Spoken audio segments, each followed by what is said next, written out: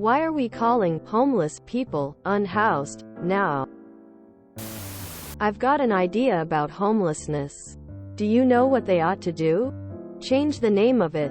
It's not homelessness. It's houselessness. It's houses these people need. A home is an abstract idea. A home is a setting. It's a state of mind.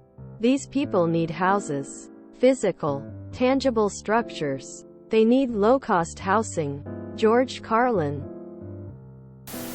I work as an auto claims adjuster in the LA area, and every month now, I encounter a person living in the car I am inspecting.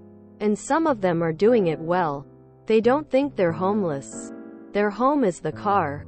I guess it's accurate to call them unhoused, since home is in the eye of the beholder. I was homeless for 2 years.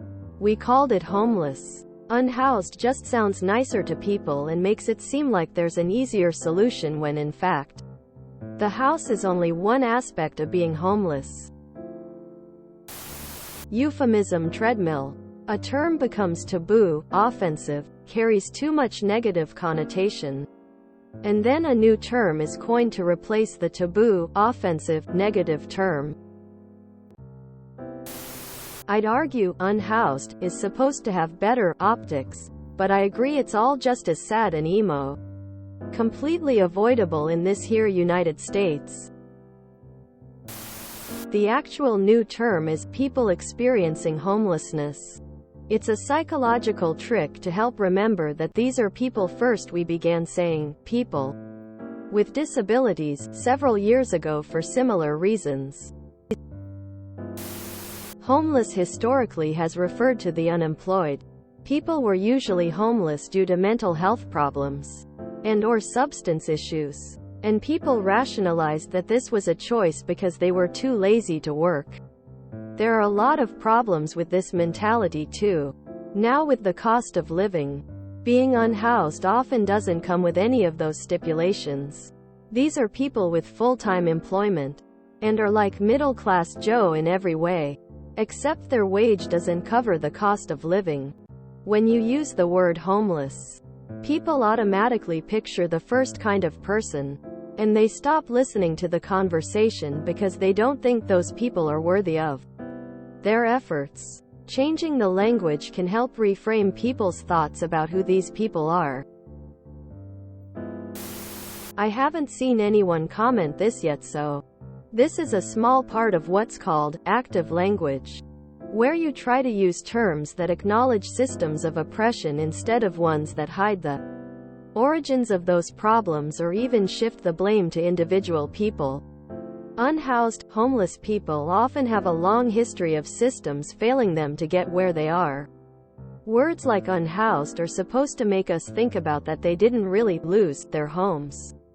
They are denied something that should be a human right. Not trying to get political here or start a debate, but that's just the meaning behind it. Similar to that, active language encourages us to use terms and phrases like silenced instead of voiceless. He got bullied by homophobes instead of he got bullied for being gay. They were slave owners instead of they participated in slavery. Impoverished instead of living in poverty, to name the root of the problem and not shift blame away. OFC people are allowed to personal preferences and views when it comes to language. Just wanted to explain it a bit more further than all the guesses. I remember that guy built a ton of small homes for the homeless. The state made him destroy them all. Don't remember why, but a solution appeared and was ignored. Every so often, you have to change the name of something so it doesn't seem so bad. That's much easier than actually doing something about it. Housant. In French we say shelterless, or even without fixed domiciliation, which sounds pretty fair to me. I rather be called homeless. I've never heard that term TBH. Probably because a bunch of people who aren't homeless think the homeless find it offensive. Euphemism treadmill. Unhoused does not have the same stigma that homeless does yet. Others have mentioned the euphemism treadmill and that what this is. The previous term has a ton of unwarranted baggage and only serves to marginalize people. People are real assholes towards the unhoused and make it much harder for people experiencing homelessness to get out of their situations. Just the term alone evokes unfair images and uncharitable thoughts. Of course they mean the same thing. Though, that's the point. New word for the same concept. One that's less familiar and fresh. Stripped of at least some of the stigma. Because anything can be a home. Home is an abstract concept of domain and it can mean anything. And homeless is too often used in a derogatory sense, like older variants including bums or hobos. Unhoused cleans up the language and drives home the main point that the person being described has no physical address and might not have shelter or a source of heat or water. Changing words is really important because it can make you feel like you've made a really important change, and it costs very little money to do so. Getting people to say unhoused is so much less expensive than providing housing to the homeless. Dude.